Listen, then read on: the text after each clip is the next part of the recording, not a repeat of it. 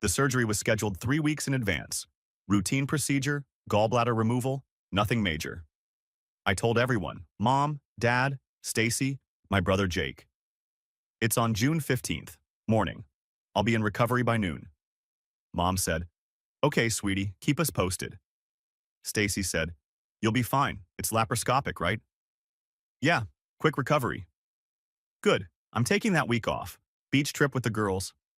I paused. My surgery's that week. I know, but you said it's routine. You'll be fine. I didn't push it. Dad said, You don't need someone there for a routine surgery. You're a grown man. Mom added, We'll be on our phones if anything happens.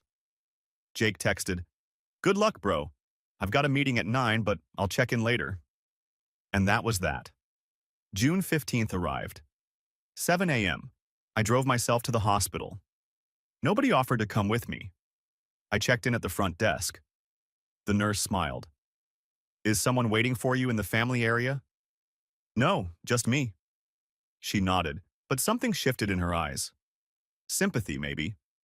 Or pity. I changed into the gown, got the IV line started.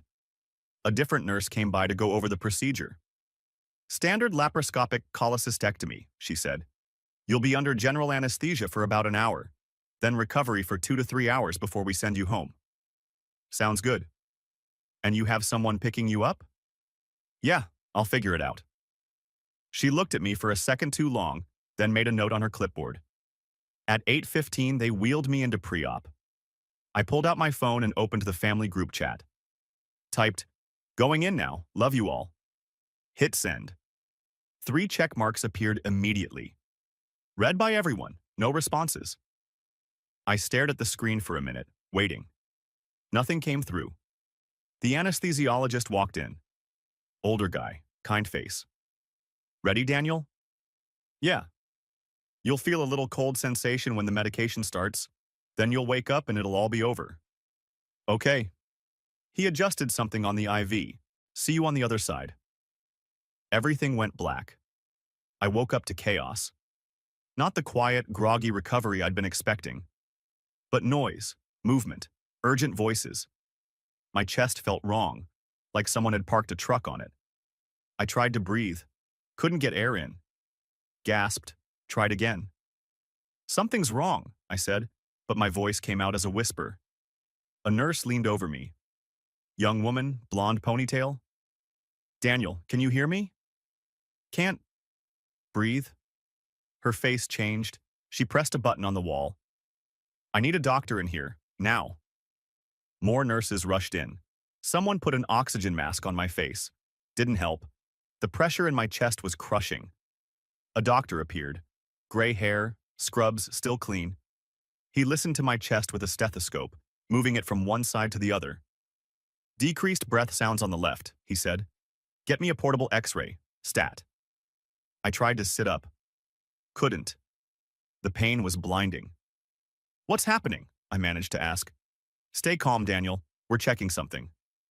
They wheeled an X-ray machine to my bedside, positioned the plate behind me, took images. The doctor studied them on a tablet. His jaw tightened. He came back to my side. Daniel, you have a pneumothorax. Your left lung has collapsed. The words didn't make sense. What? It's a rare complication from the anesthesia. The ventilation pressure during surgery can sometimes cause this, but we need to act fast. What do you need to do? Insert a chest tube. It's going to be uncomfortable, but it'll re-expand your lung and let you breathe properly. Uncomfortable. That was an interesting choice of words. Do you have family here? He asked. No, they couldn't come. The doctor's expression softened. Just slightly. Okay, we'll take good care of you. While they prepped the equipment, I grabbed my phone from the bedside table. My hands were shaking. Called Mom, rang, voicemail. Mom, something's wrong. They're saying my lung collapsed. I'm scared. Please call me back. My voice cracked on that last part. Called Dad. Rang, voicemail. Dad, it's me. I'm in recovery. Something went wrong with the surgery. Please, I need you to call me. Called Stacy. Rang, Voicemail.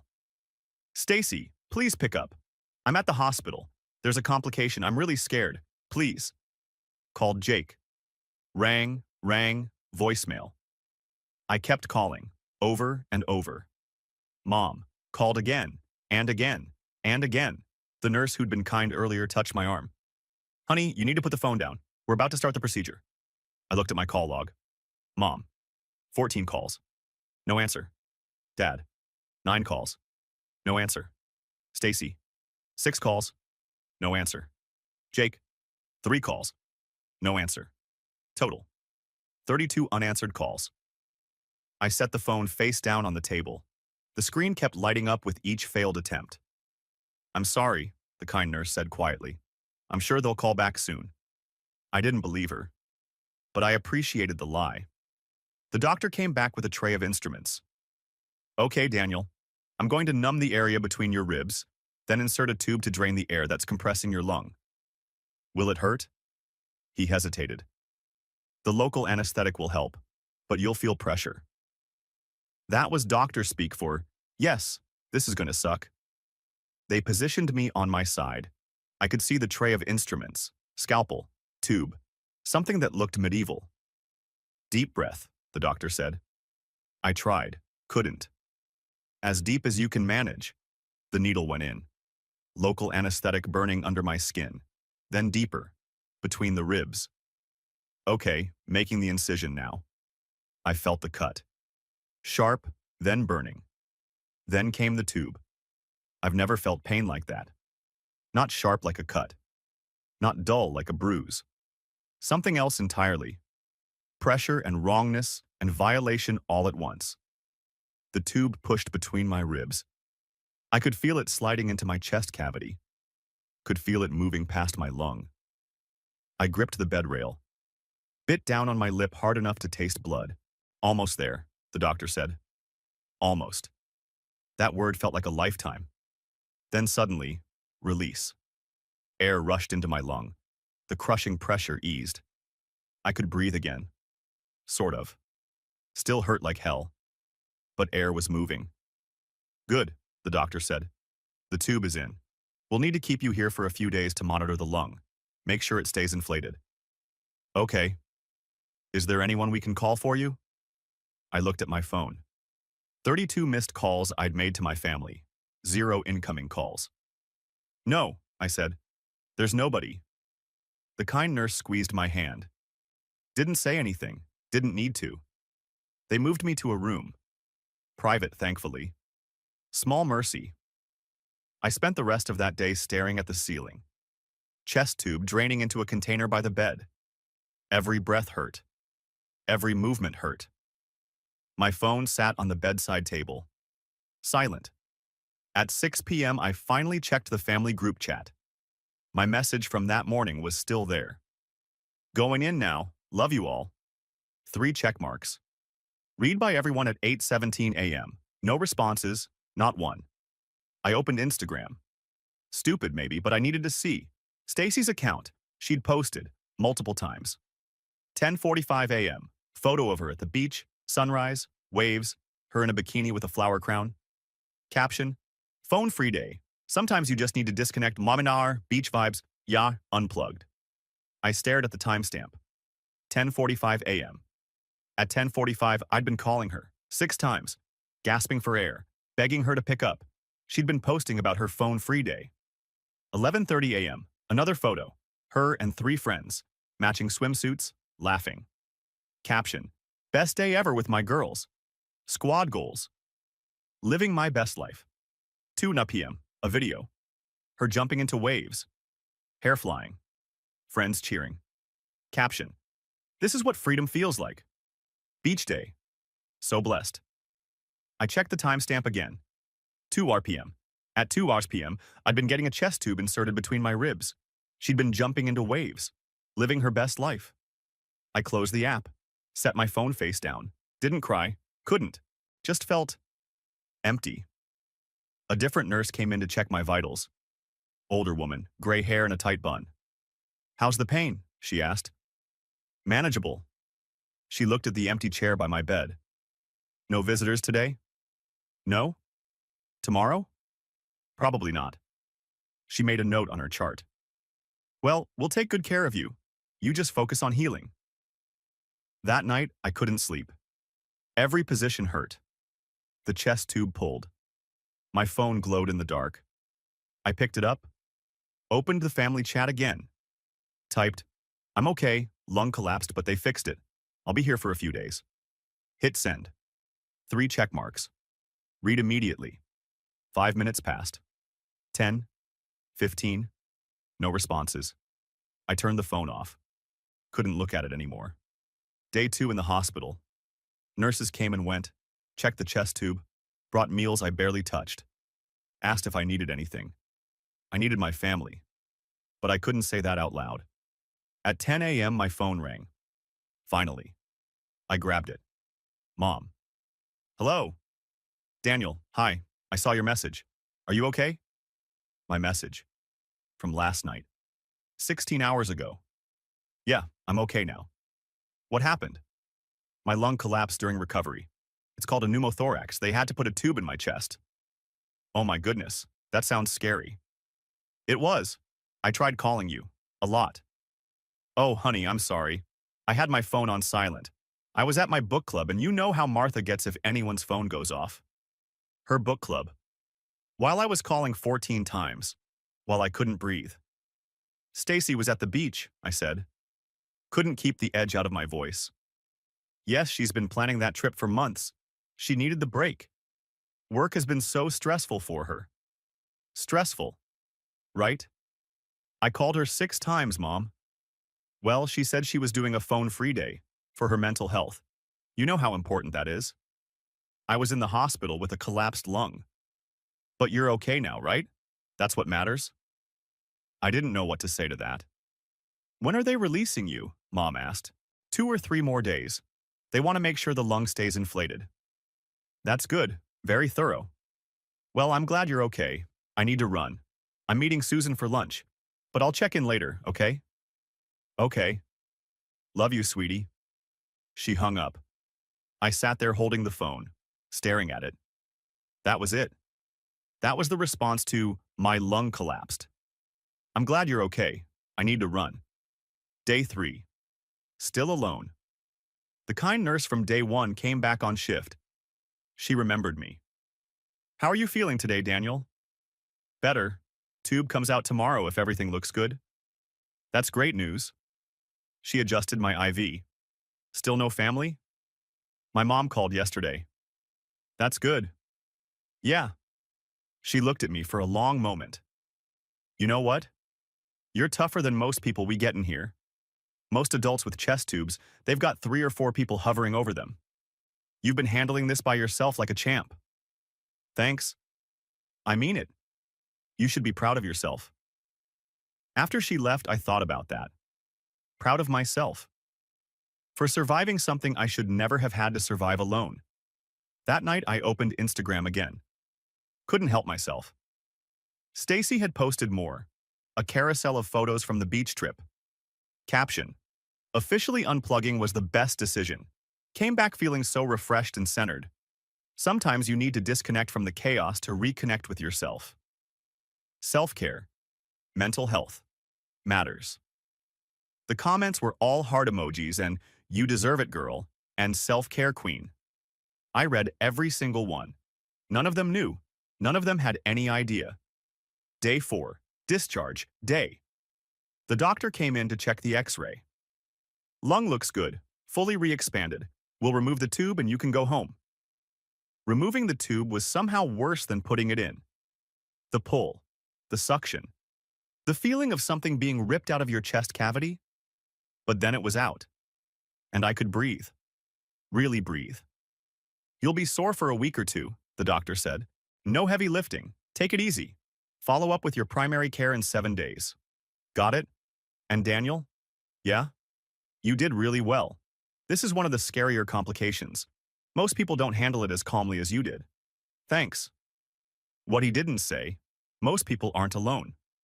The discharge nurse gave me my paperwork. Is someone picking you up? No, I'll call an Uber, she frowned. You really shouldn't be alone tonight. The anesthesia can still affect you, and with the chest tube just removed, I'll be fine. She didn't look convinced, but she couldn't force me to have family. I called an Uber, went home, climbed into bed, slept for 14 hours straight. When I woke up, I had 7 texts. 1 from Mom. Glad you're home safe? Rest up. 3 from Stacy. Heard you're out. Feeling better? Mom said it was pretty serious. Let me know if you need anything. 1 from Dad. Home safe? Good. Take it easy. 2 from Jake. You good, bro? Hit me up when you're feeling better. I didn't respond to any of them. 2 weeks passed. I went back to work. Told my coworkers I'd had a complication. They brought me coffee and asked if I needed help with anything. My family group chat was silent. Nobody asked how I was healing. Then, on a Tuesday morning, I got a notification. St. Mary's Hospital had tagged me in a Facebook post. I opened it. Miracle Monday, meet Daniel. There was a photo of me, smiling. One of the nurses must have taken it during recovery. The post read, 2 weeks ago, Daniel came in for routine gallbladder surgery. During recovery, he experienced a spontaneous pneumothorax, a collapsed lung. It's a rare and serious complication that requires immediate intervention. But Daniel remained calm, helped our staff, stayed strong, even though he faced it completely alone. Today, Daniel is fully recovered and back to his life. We're so proud to share this story of resilience and courage. Thank you for inspiring our team, Daniel. The post already had 400 likes, 50 comments, 20 shares. I read through the comments. What an inspiration. So brave. I can't imagine going through that alone. Wow, face that with no family there? That takes serious strength. I kept scrolling. Then I saw it. A comment from someone named Jennifer K. Wait, isn't this Stacey Morrison's brother? I follow her on Instagram. Pretty sure she was posting beach pics that same day. My stomach dropped. Another comment appeared below it. OMG, you're right. I just checked. June 15th. She was posting all day. Phone-free day and everything, while her brother was in the hospital. Another. Wow.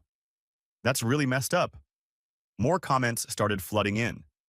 People were finding Stacy's Instagram, checking dates, comparing timestamps, putting it all together. The post kept getting shared, 100 shares, 200, 500. By the end of the day, it had 3,000 likes and 600 shares.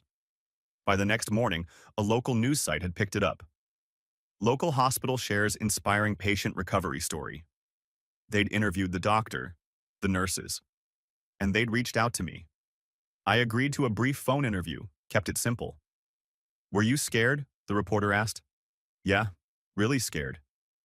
Did you have support? I paused.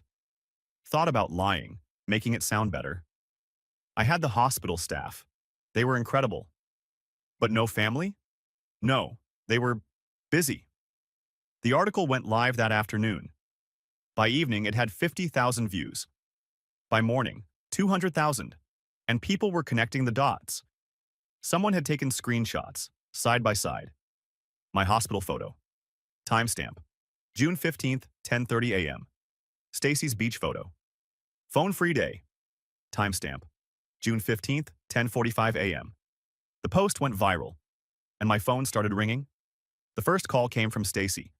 Not, "Are you okay?" or "I'm sorry." Just panic. "Daniel, what did you do?" I was at my kitchen table eating cereal for dinner because I still couldn't lift anything heavy enough to cook properly. "What are you talking about?" "The hospital post. Everyone's seeing it. People are commenting about me." "I didn't post anything, Stacy." "But they tagged you, and now people are pulling up my Instagram. They're saying I was at the beach while you were dying." "I wasn't dying, but I was scared and alone." "You're making me look bad." I set down my spoon. "I'm making you look bad? I didn't do anything. The hospital shared a recovery story. People connected the dots themselves. You could have told them not to post it. Why would I do that? Because it's making me look terrible. My coworkers are seeing it. My friends. Then maybe you shouldn't have posted beach photos while I was getting a chest tube." She made a sound like a wounded animal. "That's not fair. I didn't know it was serious. I left you 6 voicemails saying my lung collapsed. Silence. You didn't listen to them, did you? I was trying to disconnect on my surgery day that you knew about. This is ruining my life, Daniel. Stacy, I almost died, alone, while you posted about being phone-free. Don't you dare guilt trip me. She hung up. I finished my cereal, took my pain meds, went to bed. The next morning, I woke up to 47 notifications. The hospital post had been shared 2,000 times overnight. Local news sites had picked it up. Someone had made a TikTok comparing timestamps. My phone buzzed. Mom. Daniel, you need to fix this. Good morning to you too, Mom. People are saying horrible things about Stacy, about our family. What are they saying that isn't true? That's not the point. You're embarrassing her. I'm not doing anything. I didn't post it. I didn't share it. I gave one interview where I said the hospital staff was incredible. You said we were busy. You were, weren't you? She didn't answer that. Your sister is getting harassed at work. Harassed? Or held accountable? Daniel, what were you doing that day, Mom, when I called 14 times? Another pause. I was at my book club. Your book club, while I was calling you from the hospital, saying I couldn't breathe. My phone was on silent. Martha has a rule. Martha's phone etiquette was more important than your son's medical emergency. That's not fair. I didn't know it was serious. I left voicemails, saying my lung collapsed, that I was scared. Her voice got smaller. I didn't check them until later. How much later? That evening. 6 hours. She'd waited 6 hours to check a voicemail from her son who'd just had surgery. I want you to take it down, she said. I can't. The hospital posted it. Then tell them to take it down. Why would I do that? Because Stacy is suffering. People are being cruel. People are being honest. You're being vindictive. I'm being silent. There's a difference. I hung up. Stacy's workplace found out on Wednesday. She worked at a marketing firm downtown. Mid-level position, decent salary, decent benefits. She'd been there 3 years and was up for a promotion to senior account manager. One of her coworkers, Amanda, had seen the hospital post. Recognized the last name. Did some digging. Wednesday morning, Amanda walked into the break room where Stacy was making coffee. Hey, Stacy, can I ask you something? Stacy turned, smiled. Sure, what's up? Did your brother just have surgery, like a serious complication? Stacy's smile froze. Why? Because there's this story going viral about a patient who had a collapsed lung, and someone in the comments said it's your brother. Daniel? Oh, yeah, that's him. And you were at the beach that day? The break room went quiet. 3 other people were there, suddenly very interested in their coffee. I didn't know it was serious, Stacy said quickly. He said it was routine. Amanda pulled out her phone, showed Stacy the side-by-side screenshots that were circulating. Hospital photo. Daniel, pale, oxygen mask. Timestamp 10:30 a.m. Stacy's Instagram, beach, smiling, flower crown. Phone-free day. Timestamp 10:45 a.m. You were posting about being unplugged while he was in the ER? Amanda's voice wasn't judgmental, just confused. I was taking a mental health day. Stacy, he called you, multiple times, while he couldn't breathe. One of the other co-workers, Marcus, leaned against the counter. That's pretty cold, not gonna lie. You don't understand. Help me understand. Because it looks like you deliberately ignored your brother's medical emergency to post Instagram content. Stacy's face flushed red. I don't have to explain myself to you. She grabbed her coffee and left. But the damage was done. By lunch, everyone in the office knew. People whispered when she walked past. A few gave her sympathetic looks. Most just looked uncomfortable. At 2 p.m., her boss, Richard, called her into his office. Richard was mid-50s, gray hair, reasonable guy. Stacy liked him, respected him. He gestured to the chair. Sit down, Stacy, she sat. I saw the story, he said. The hospital post about your brother. Her stomach dropped. Richard, I can explain. Did you know about his surgery beforehand? Yes, but did he tell you what day it was? Yes. And you chose to take a vacation that same day? It was a pre-planned trip, with a phone-free policy on the day your brother had surgery. Stacy opened her mouth, closed it. Richard leaned back in his chair. Look, what you do in your personal life is your business, but this raises questions. What kind of questions? About judgment, about priorities, about how you handle responsibilities when they're inconvenient. That's not fair. Stacy, we were considering you for the senior account manager position. Were. Past tense. The role requires someone who can be counted on, someone who shows up when it matters. And honestly, he paused. If you can't show up for your own brother during a medical emergency, how can I trust you to show up for our clients? That's completely different, is it? Because all I see is someone who prioritized Instagram content over a family crisis. Stacy's eyes filled with tears. I didn't know it would turn into this. You didn't know posting phone-free day while ignoring emergency calls would look bad? She didn't answer. I'm not firing you, Richard said, but I'm putting the promotion on hold, indefinitely. Richard, we're done here.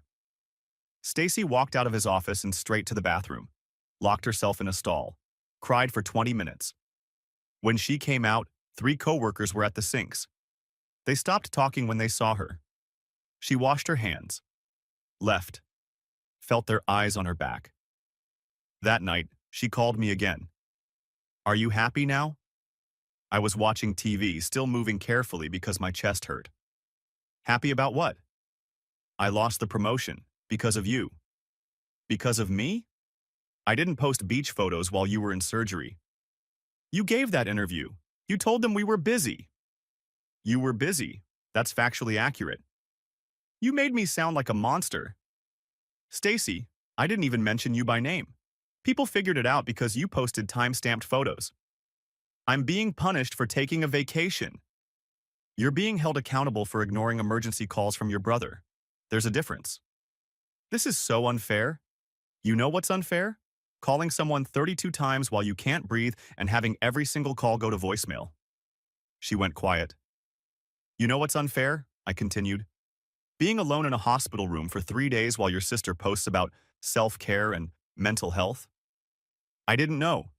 You didn't check. That's worse. I hate you. No, you don't. You're just mad that people know the truth. She hung up.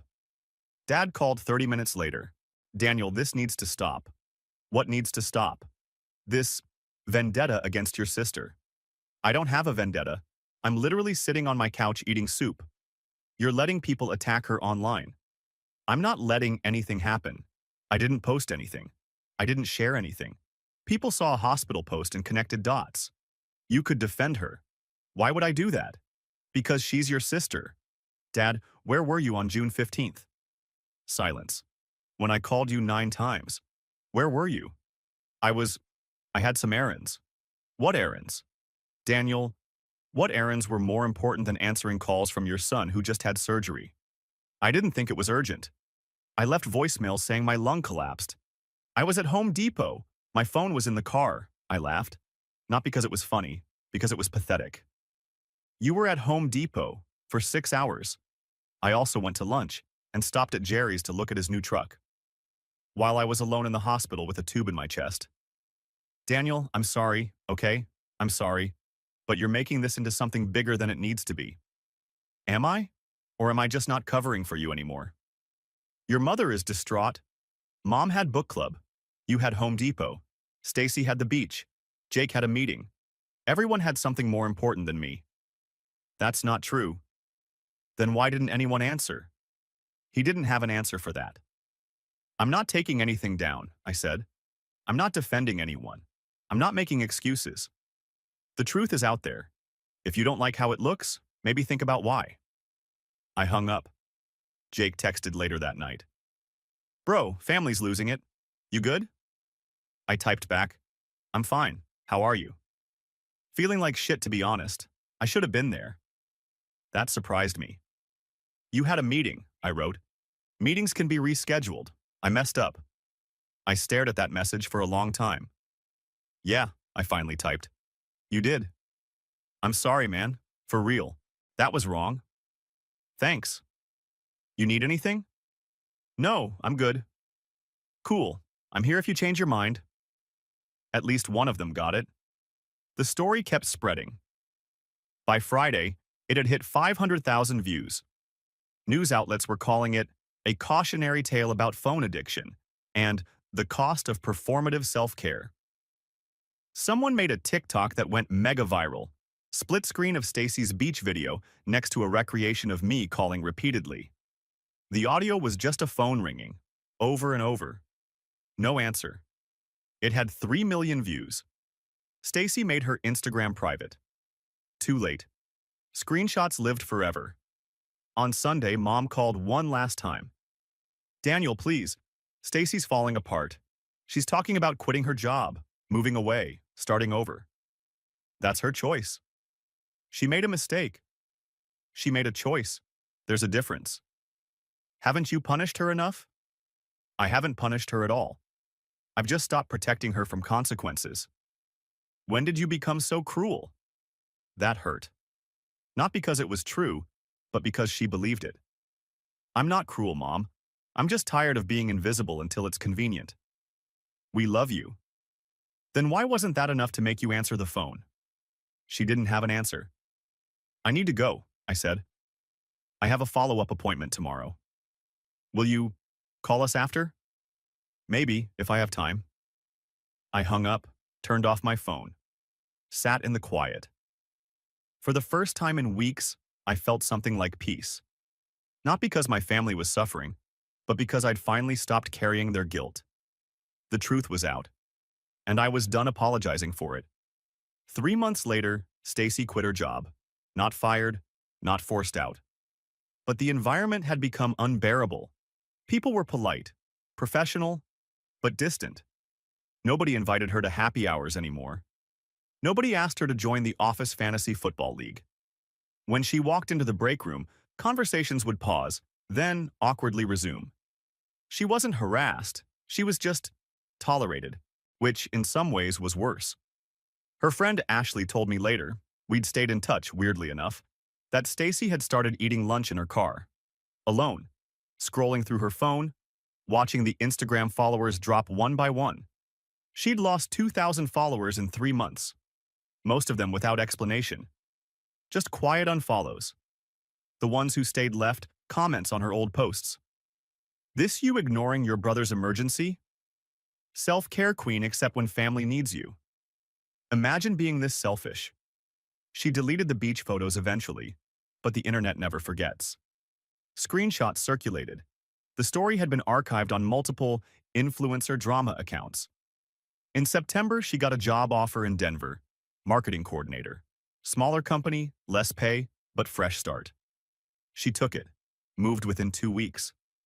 Mom called me, crying. Your sister is leaving, moving across the country, because of what happened. Because of what she did, I corrected. Don't you feel bad at all? I thought about that. Did I? No, I said honestly. I feel bad that it happened, but I don't feel guilty for telling the truth. You didn't have to do that interview. Mom, I said the hospital staff was incredible and that my family was busy. Both facts. Everything else? People figured out themselves. She was quiet for a moment. When did you become so hard? When I woke up alone in a hospital room and realized nobody was coming. She hung up. Stacy left without saying goodbye to me. Just a text in the family group chat. Moved to Denver. New job. New start. Thanks for the support. I didn't respond. Jake called me that night. You talked to Stacy before she left? No. You? Yeah, she's not doing great, man. I'm sorry to hear that. Are you, though? I sighed. I don't want her to suffer, but I'm also not responsible for fixing the consequences of her choices. Fair, he paused. For what it's worth, I think she knows she screwed up. She's just too proud to say it. Then she hasn't learned anything. Maybe not yet. But Denver didn't give Stacy the fresh start she wanted. Her new company was small, tight-knit. They Googled new employees. Her second week there, her manager, Patricia, called her into the office. "Stacy, I need to ask you about something." Stacy's stomach dropped. "Okay. There's a story online about your brother's surgery and you being at the beach." "That was months ago." "I know, but it came up during a background social media check. We do them for all employees after the probation period." "I didn't do anything illegal." "No, you didn't. But our company culture is built on trust and reliability, and this raises some questions." "It was a misunderstanding." Patricia pulled up her computer screen, showed Stacy the side-by-side screenshots. "This doesn't look like a misunderstanding. This looks like you deliberately ignored emergency calls." "I was taking a mental health day during your brother's surgery that you knew about." Stacy's hands shook. "Are you firing me?" "No, but I need you to understand that we're watching. One slip, one indication that you're unreliable, and we'll reevaluate." Stacy nodded, left the office, sat at her desk and realized the story would follow her everywhere. She texted Ashley that night. "Can't escape it. They know here too." Ashley replied, "Maybe stop trying to escape it and actually deal with it." Stacy didn't respond. Meanwhile, I was healing. Not just physically, the lung had healed fine, just a small scar between my ribs, but emotionally. I started therapy in October. Found a good therapist, Caroline, who specialized in family trauma. "Tell me about the hospital," she said during our first session. I told her everything. The 32 calls, the chest tube, the 3 days alone. "And how did that make you feel?" "Abandoned." "But not surprised?" I thought about that. "No, not surprised." "Why not?" "Because I've always been an afterthought." "This just made it obvious," she nodded. "What changed after the story went public?" "I stopped pretending, stopped making excuses for them, stopped being available." "How does that feel?" "Lonely, but honest," she smiled. "That's growth." Over the next few months, I set boundaries. Real ones. When Mom called asking if I'd come to Thanksgiving, I said no. "But it's Thanksgiving, family tradition." "I'm starting new traditions." "With who?" "With people who show up." I spent Thanksgiving with Jake and his girlfriend, Emma. We ordered pizza and watched football. It was perfect. Mom sent a guilt trip text. "Your empty chair made everyone sad." I replied, "You had 3 months to fill it. You chose not to." Christmas was the same. I stayed home, watched movies, felt peaceful. Mom called on Christmas Eve. "Daniel, please, can't we move past this?" "Move past what exactly?" "This grudge you're holding." "I'm not holding a grudge. I'm holding a boundary." "What does that even mean?" "It means I'm not available to people who weren't available to me when I needed them most." "So you're cutting us off forever?" "I'm creating space until I see real change." "What kind of change?" "Acknowledgement, apology, understanding that what happened was wrong." "We've said we're sorry." "No, you've said you're sorry, I'm upset. That's different." She went quiet. "When you're ready to actually take responsibility, call me," I said. "Until then, I need distance." I hung up. In February, almost a year after the surgery, I got an unexpected message. From Stacy. Not a text, an actual email. 3 paragraphs long. "Daniel, I've been in therapy. My therapist suggested I write this, not because you owe me forgiveness, but because I owe you honesty. What I did was wrong. Not just wrong, cruel. You were scared and alone, and I was posting about self-care like my beach day was more important than your life. It wasn't. Nothing was more important than being there for you. I didn't answer because I'd convinced myself that phone-free was healthy, that disconnecting was brave. But really, I was just prioritizing my image over your safety. And when it all came out, I was more worried about my reputation than your recovery. I lost my promotion. I moved cities. I'm still dealing with the consequences. And I'm not writing this to make you feel bad for me. I'm writing because you deserved better. You deserved a sister who showed up. I wasn't that person. I don't know if you'll ever forgive me. I don't know if I deserve it, but I'm sorry. Really, truly sorry. Stacy. I read it 3 times. Showed it to Caroline at my next session. How does it make you feel? She asked. Suspicious. Why? Because it's convenient. She tried running from it, couldn't, so now she's apologizing. Does that make the apology less valid? I thought about that. Maybe not, but it makes me less willing to accept it immediately. What would you need to believe it's genuine? Time, consistency, action, not just words? Caroline nodded. That's fair. I didn't respond to Stacy's email. Not yet. Instead, I forwarded it to Jake. What do you think? He called me. I think she's been miserable. Emma saw her LinkedIn. She's on her 3rd job in Denver in less than a year. That's not my problem. I know, but she's trying, Danny, in her own screwed up way. Trying to feel better, not trying to make things right. Maybe both? I didn't answer. In March, Dad reached out, asked to meet for coffee. I almost said no. But something made me agree. We met at a neutral place, coffee shop halfway between us. He looked older, grayer, tired. Thanks for meeting me, he said. Don't thank me yet. He smiled weakly. Fair. We sat, ordered. The silence was heavy. I was at Home Depot, he said finally. That day, I really was. I know, but that's not why I didn't answer. I looked at him. I saw your calls. I saw your voicemails. And I thought, it's probably nothing. He's being dramatic. Surgery makes people anxious. So you ignored me. I ignored you, he admitted, because I didn't want to deal with it.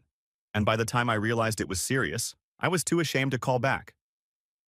That landed differently than I expected. You were ashamed, I repeated. Terrified.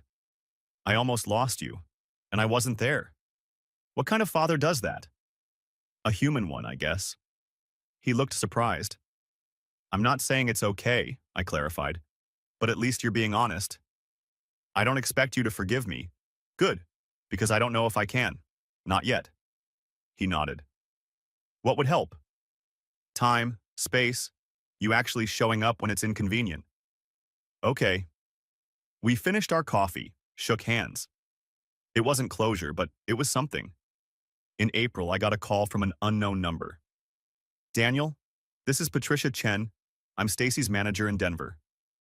My stomach dropped. Is she okay? She's fine. I'm calling because, well, she gave me permission to reach out. She wanted you to know she's been doing well here, showing up early, staying late, taking responsibility for mistakes, being reliable. Okay. She talks about you sometimes, about what happened. She's not making excuses anymore, just owning it. Why are you telling me this? Because she won't. Too proud. But I thought you should know that people can change. Not everyone does. But some do. After we hung up, I sat with that for a while. Maybe Stacy was changing, maybe she wasn't. Either way, it wasn't my job to absolve her. That was between her and herself. By summer, I'd mostly moved on. The story still popped up occasionally. Someone would recognize me. Hey, aren't you the guy from that hospital story? Sometimes I'd confirm. Sometimes I'd just smile and change the subject. The scar on my chest had faded to a thin white line, barely visible. But the scar inside, the one from being abandoned, that one took longer to heal. Therapy helped. Setting boundaries helped. Choosing who got access to my life helped. And slowly, carefully, I started letting family back in. Not all at once. Not completely. But Jake came over for football Sundays. Dad and I had coffee once a month. Mom and I texted occasionally, surface stuff mostly. Stacy and I hadn't spoken, but I kept her email, printed it out, put it in a folder labeled Maybe Someday, because maybe someday I'd be ready, or maybe I wouldn't. And that was okay too. The important thing was that I'd survived. Not just the surgery, not just the collapsed lung, but the loneliness that came after. And I'd learned that being alone wasn't the same as being abandoned. Sometimes, being alone was a choice, a healthy one. And for the first time in my life, I was okay with that. 2 years later, Jake got engaged. The wedding was in Colorado, mountain venue, October colors. I flew in knowing Stacy would be there. Separate tables, intentional distance. She looked different at the rehearsal dinner. Hair shorter, less makeup, no Instagram performance. We nodded across the room. Didn't talk. Saturday morning, she found me in the hotel lobby. Can we talk? Just a minute. We went outside. Cold air, empty patio. I'm not expecting anything, she said, but I wanted to say, in person, that I'm sorry. I looked at her. 2 years of therapy between us. 2 years of growth. I believe you're sorry, I said, but I don't need your apology to move on. I already did. She nodded. I'm still in Denver, same company for 18 months. Got promoted. Also got a dog. Deleted most of Instagram. That's good. I think about that day a lot. The beach, how selfish it was. You were performing for yourself. The strangers were just the audience. She smiled sadly. Therapy made you insightful.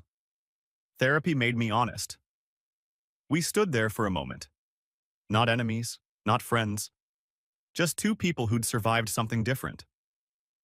I don't expect us to be close, she said, but maybe someday we can be in the same room without it hurting.